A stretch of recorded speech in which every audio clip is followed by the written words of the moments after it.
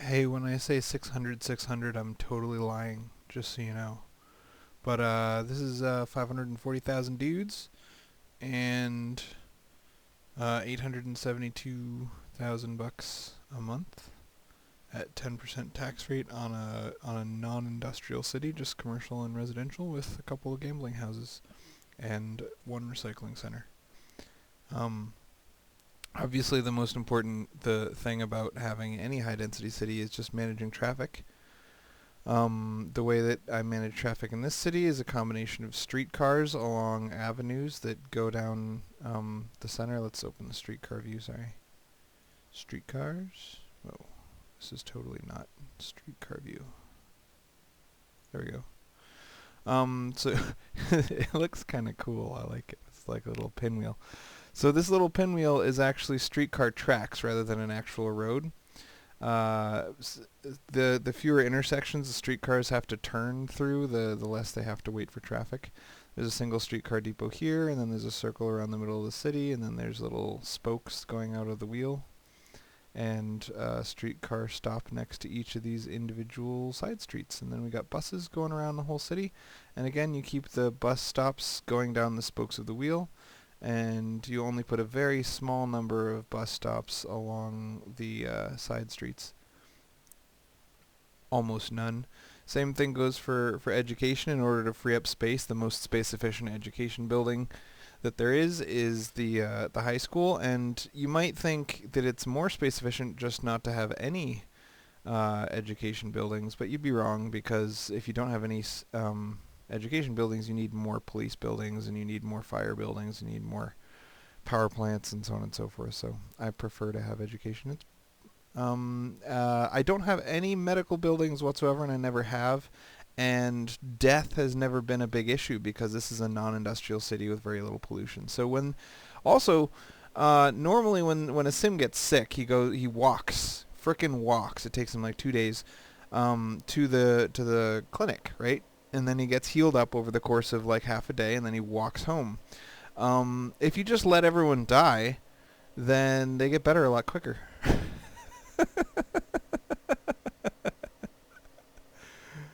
And people don't complain too much about all the illness and death around them. You can see when a house is unhappy, that's the reason they give. They're like, I'm unhappy because people are dying.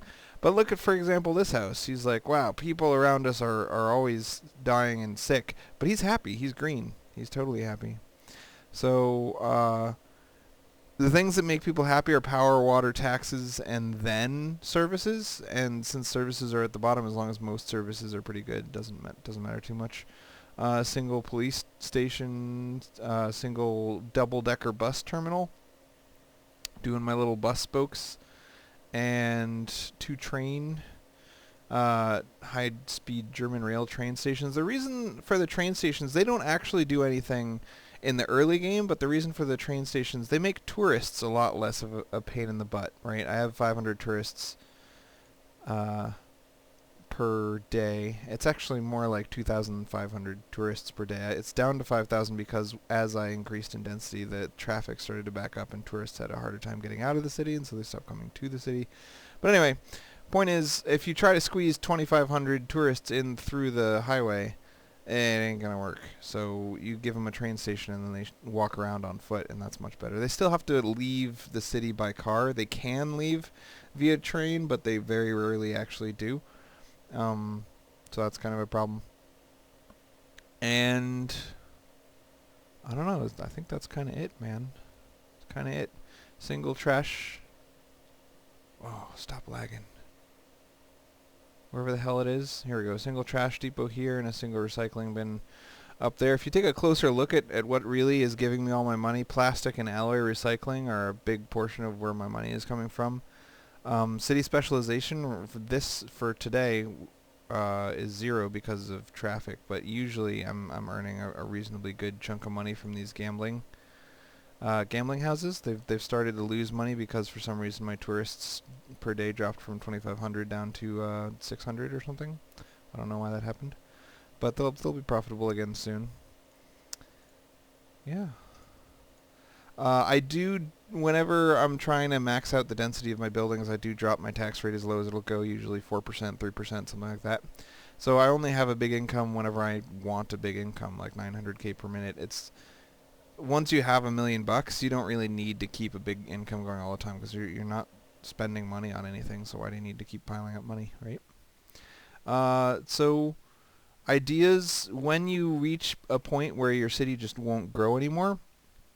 First thing you want to do is open this building density map and look for anything that's not dark blue, right? Like this building. Why isn't this building growing? So you zoom in and you look and say, well, it takes 3 buildings next to each other of medium density in order to join together to make a bigger building. So this building can't grow, and so it's okay that he's not growing. And then you look around for the next one, and you say, okay, why isn't he growing? And same thing. There's only 1.5 buildings here, not 2, so he can't grow. Same with all of these. So if you do find some buildings that are, here we go, here's a big pack of buildings. Why aren't these guys growing? So right here, this yellow thing, not enough room to increase density. You might have to move your roads slightly further apart or closer together. Also, be warned, sometimes they say not enough room to increase density when what they really mean is that the building right next to them isn't max, this green bar isn't high enough yet. They need 660 happiness to increase in density. Like these guys, for example. No, they all just ran out of space. Anyway, when you're placing roads, there's a couple ways, and I'm going to I don't know if I want to break my city right now to demonstrate this, because it's still getting a little bit bigger and a little bit bigger the longer I wait. Anyway, I guess I won't break the city. I'll just demonstrate it like with words. So if you zone with the guidelines right here, you use the squiggly tool, and you can just hold down Alt to make the guidelines go away. Mouse over the road you want to use as a guideline, then let go of Alt, and it's going to draw 2 lines.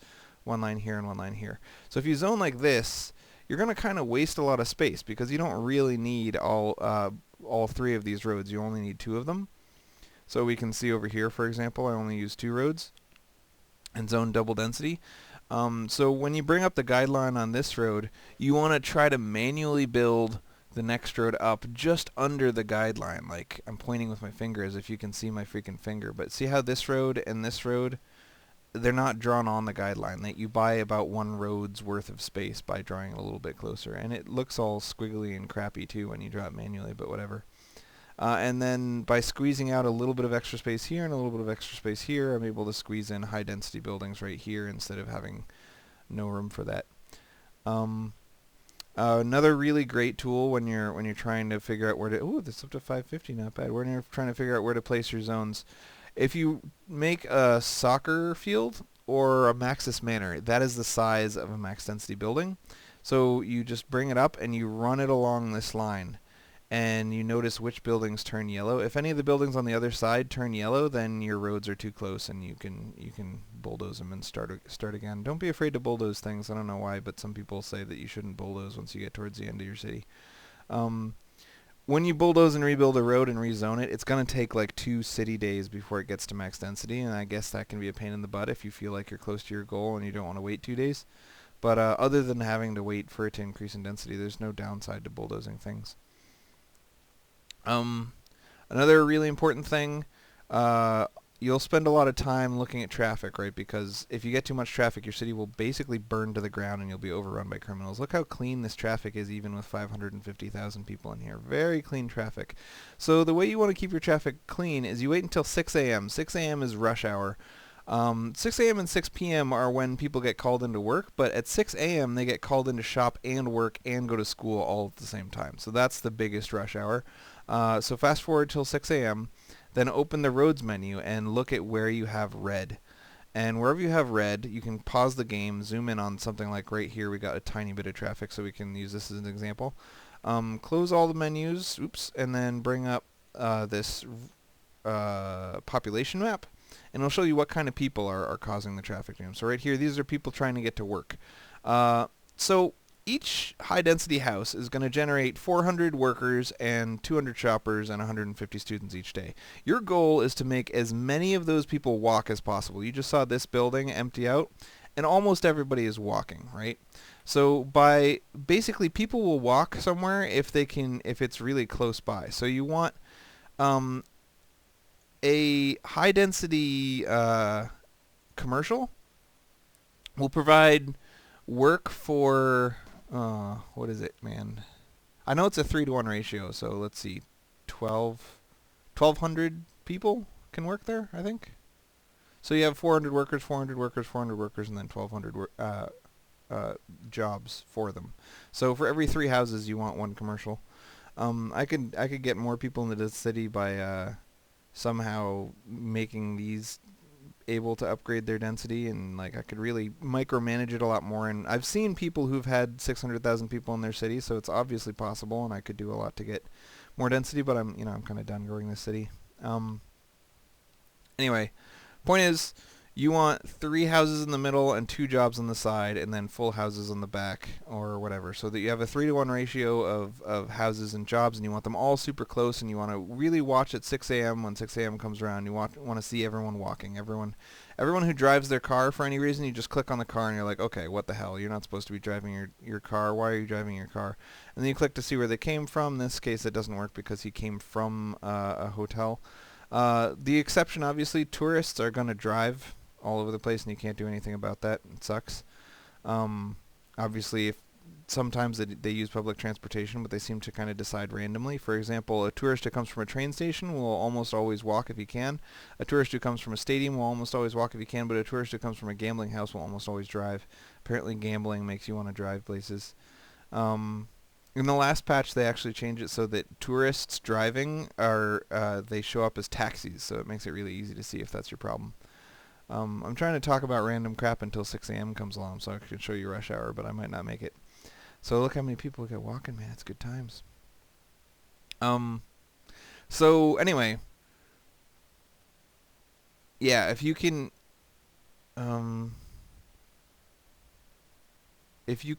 put commercial close enough, people are going to walk to shop, and that will completely eliminate your shopping traffic. And then if you put jobs close enough, then people will walk to work, and that'll eliminate your work traffic. And then final thing is buses. If you give people high schools and buses, then they won't walk to school either. If you use community colleges, a lot of people are like really obsessed with community colleges because they're really cheap. They're the cheapest per person education. But because they, on top of taking up a ton of space, which is really bad for a high density city, they also cause your civilians to drive to school, which wastes a bunch of traffic, and traffic is super important, man. Obviously, if money is important to you, this isn't the best way to go. I do have a crap ton of money, about $1 million a day coming in with this city, but that's true of almost any highly developed city. You'll get about $1 million a day doing almost anything. And if you really want to make super duper crazy, insultingly easy cash, just throw down processing plants and a trade depot, and you'll make like millions and millions. My first try, I did it just for 3 hours, not super long. I didn't pay a ton of attention to the city, and was making 6 million or 8 million an hour or something. It was pretty stupid. So I have seen people throw a couple processing plants in the middle of a normal residential city, just like to fund it, so that you can have all the cool unlocks, like the fire helicopters and stuff. But honestly, fire helicopters and police helicopters are just an excuse to not manage your traffic properly. When you have tons of traffic on all of your roads, yeah, you need a helicopter to put out fires. But if you just manage your traffic like this, then you don't. You don't need helicopters, man. It's cheaper this way. Anyway, now that I have described my city, come on, rush hour. It's now 6 a.m. Let's watch the roads get clogged. So, come on, everyone, leave your houses and go clog my roads. Look at all of them. They're all walking to work. These little guys. Walk to work, boy. So see, some of them are driving. And anyone who's driving, again, you just want to click on him and be like, why are you driving? Where did you come from? And he came from 3 houses down, and yet he's driving. What a lazy bastard. So just eliminate all your cars, baby. Try to get them close enough to bus stops. Try to get them close enough to a building where they can work. Try to get them close enough. Especially streetcars are crazy good at eliminating traffic. I've got 30,000 people per day on streetcars and 30,000 people per day on buses. It's a good way to eliminate your traffic. This rush hour is kind of insulting. It's not super crowded. We're getting a little bit crowded. Especially on this road specifically. I wonder where the people on this road are coming from. Feeling happy going home. I'm so happy I'm going home. Leaving the city 'cause I'm very happy.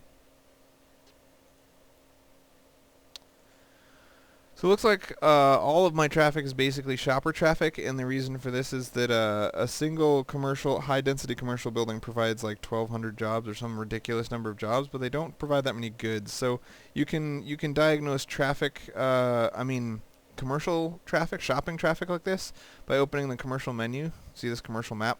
So when people want to go shopping, they want to go to a place with blue, low-wealth merchandise right here. So for example, this guy, where did he come from? He came from this building right here. So even though this building right here has a commercial shop right next to it, that commercial shop has no blue bar. It has no goods. So that's why he drove halfway across the city to get somewhere else, and that's a pain in the butt.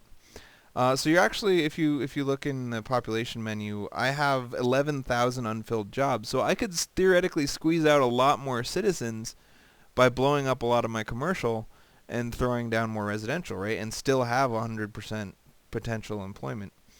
But the reason that I overzone commercial here is because of all of the blue traffic that's created by trying to zone exactly perfectly. You need more shops to provide goods than you need to provide jobs. And that seems completely ass backwards to me, by the way. But, that's how it is. And that's because people shop 3 times a day, right? You have 200 shoppers, 400 workers, so you need 600 goods per day, and you only need 400 jobs per day or something like that. I don't know, maybe it's 800 jobs per day. Whatever. Point is, you get a lot of shopper traffic and not a lot of commuting to work traffic, and so you need extra commercial zones. So what I did was looked for the real bottlenecks of these blue driver dudes and either change the road system to alleviate bottlenecks. Like for example, right here, this helped a lot, and right here this helped a lot. This is a tip I saw on Reddit just today, where you take a 3-way intersection will tend to the light of the 3-way intersection will tend to try to stay green for the portion of it that's going straight more than for the portion of it that's joining. So I was seeing a lot more traffic trying to get through here, but I had this road going straight out there, and whatever. So I redid the road so that this less used road is the joiner rather than one of the primary drivers. Anyway, so now we're seeing a little bit more of these shoppers. They just keep coming, man. We're obsessed and filled with shoppers. So again, to diagnose shopper traffic problems. These ones, you're never going to fix. It says, I want to leave the city. Well, sorry, I guess. I don't know why you want to leave the city. So you can't get rid of those. But if you find any that say, has simoleons going to buy something cheap, you click this button. It takes you to his house, and you say, oh, well, on this row, I only have one shop here and one shop here. Then we click the commercial menu and say, well, there's not enough goods to provide for all of these houses, so maybe I blow up this house and add another shop. And that's how you get rid of shopper traffic. Anyway, that's everything I have to say about this Circle City. This is the first time I've tried a Circle City, and I actually kind of liked it. You can fit a lot more people in a grid city than in a Circle City, but mass transit works so much more efficiently in a Circle City because you can do this circular hub thing with the side streets. I mean, with the avenues, and then put all your bus stops and streetcar stations on it. And whenever I try to do that in a grid city, people want to go from one hub to another more often, and it just kind of screws everything up. So the Circle City just works better for mass transit, I think. I mean, I have very few bus stops and very few streetcar stations, and people are just all riding the streetcars and the buses. So yeah, I liked it. Merry Christmas, man.